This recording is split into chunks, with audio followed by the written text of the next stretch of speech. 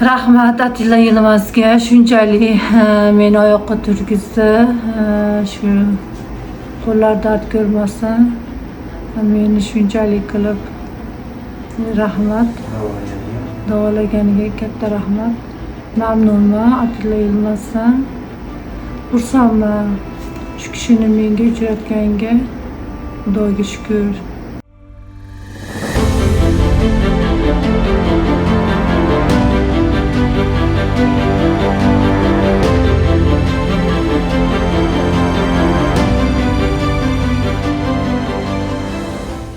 Bizda bu kasallik ayolimda boshlanganiga taxminan 8 yil bo'ldi. 8 yildan beri ko'p doktorlarga bordik. O'zbekistonda ko'rmagan joyimiz qolmadi. Bu operatsiyaga chavir o'zini dorisi bor ekan.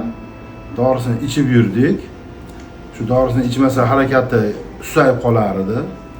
Keyin buni shu YouTube'dan ko'rib, operatsiya yo'li ham bor ekan. Shu operatsiya qilib, chip o'rnatilsa, shu dorini ichmasdan doridan chiqib ketar ekan.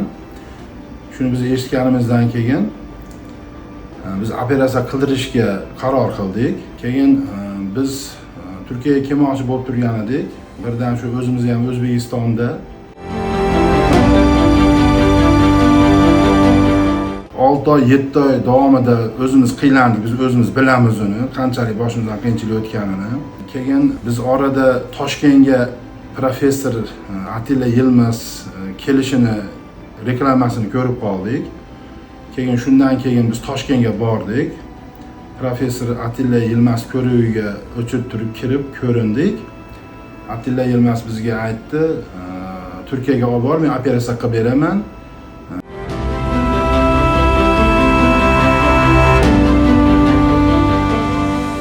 Yaxshi qilib beraman deb bizni taklif qildi. Biz Turkiyaga kelib operatsiya qildirdik. Mana professor Atilla Yilmaz operatsiya qilib berdi. Rahmat. Hozirda yaxshi. Qisqacha qilib aytdim, lekin hozir gapirsam bitta kitob bo'lib ketadi. Xo'p, rahmat. Mana shu kasal bilan og'rigan bemorlarga taklifimiz, bizni boshimizdan ko'p issiq sovuqlar o'tdi.